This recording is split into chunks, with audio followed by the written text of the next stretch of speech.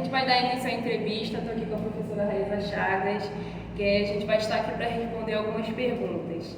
A primeira pergunta é: quais as competências a senhora considera assim, essenciais para um professor da área se destacar? Bom, assim, primeiro de tudo a gente tem que pensar que a gente lida com crianças e são crianças que vêm com problemas de casa também.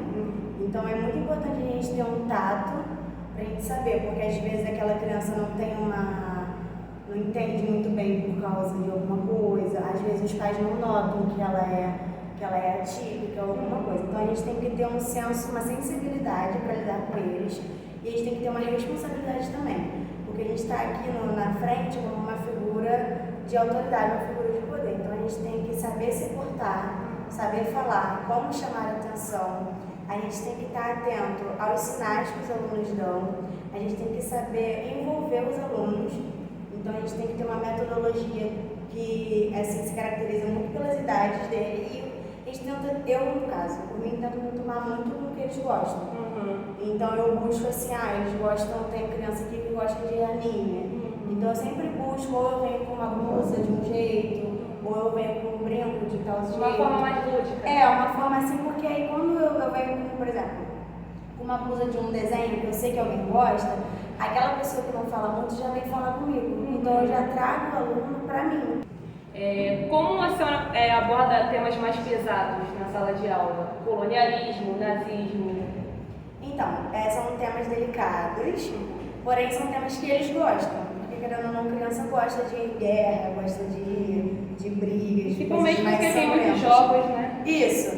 Então, tipo assim, a gente fala o quanto que isso é perigoso e o quanto que é importante também a gente saber. Então, eu sempre busco respeito em sala de aula, principalmente quando são alguns assuntos delicados, como a posição da mulher na sociedade, como a escravidão, que são assuntos que, querendo ou não, a gente tem criança negra, a gente tem mulher que crianças, né, meninas. Pode vir até alunos imigrantes. Exato.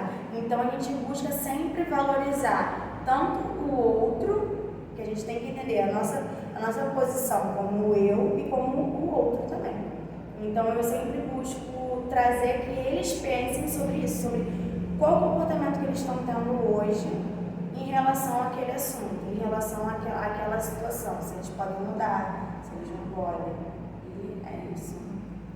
Como que a senhora acha que o ensino da história pode ajudar a pessoa a compreender temas também pesados como desigualdade social, preconceito? Então a história ela explica muito isso, ela explica por que um país é mais rico que o outro, por que um estado é mais rico que o outro, porque dentro de um mesmo estado tem pessoas mais ricas e pessoas mais pobres, mais desfavorecidas pela formação, pelo contexto histórico. Então a gente tem que sempre, a história ela é importante, o estudo, e é importante você trazer essa reflexão para os alunos, porque a gente faz eles pensarem, porque a gente não está num negócio social, num plano social, que é estático, que a gente vai permanecer igual.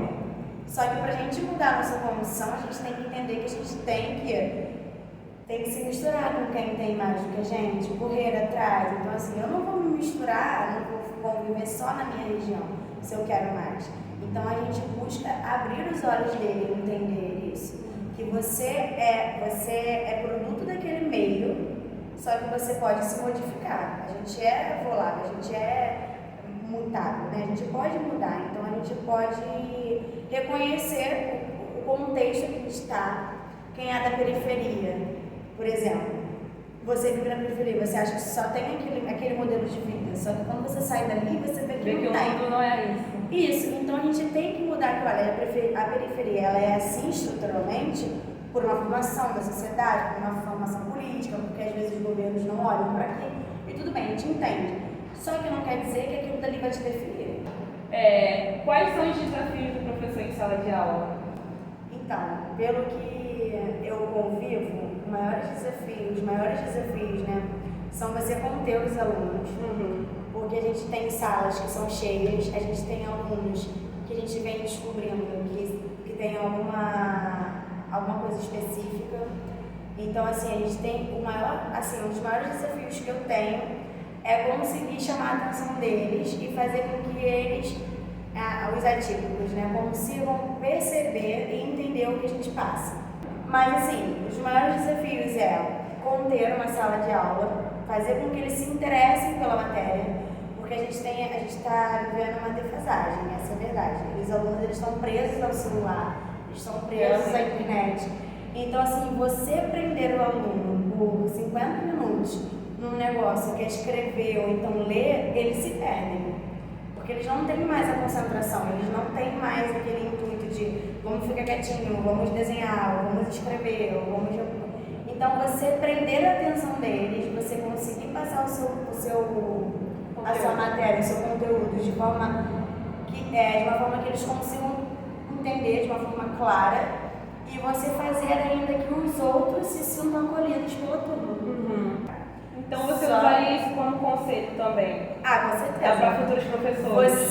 Para você ser professor, você tem que ser muito atento. Eu diria assim, você está estudando agora, passou o texto tal, matéria tal, ficha o texto, porque isso ajuda de uma forma maravilhosa. Ficha todos os textos que você conseguir, porque quando você for dar uma aula, é maravilhoso, você já está tudo fichadinho, tudo escrito, tudo bonitinho, resumo, e você vai fazer. Eu busco, né, no caso, trabalhar com slide, eu busco de trazer sempre, como eu falei antes, trazer sempre o que eles gostam. Então, se eu acho um filme que eu acho que eles gostam, eu vou buscar um exemplo. Se eu vejo uma série que está em alta, eu vejo assim, pô, se essa série está em alta, bastante gente da sala deve ter visto. Então eu falo dela, aí eles ficam assim, mas eu não sabia. Eu falei, pois é, porque a gente entende que história está em tudo, a história está na nossa série, está no nosso filme, Está na música. Tá na música. A próxima agora eu vou buscar uma música pra gente trabalhar. Mas a história está em tudo. Eles acham que a história é só estudar a Primeira Guerra Mundial e acabou. E eu falei, gente, que isso? A história é tudo. Por que a sua cultura é diferente, mesmo estando no mesmo país? É porque é histórico, tem as suas vivências. Cada povo tem a sua estrutura, tem a sua vivência. É isso, gente. A gente chegou ao fim dessa entrevista. Muito obrigada a todos os participantes. E é isso.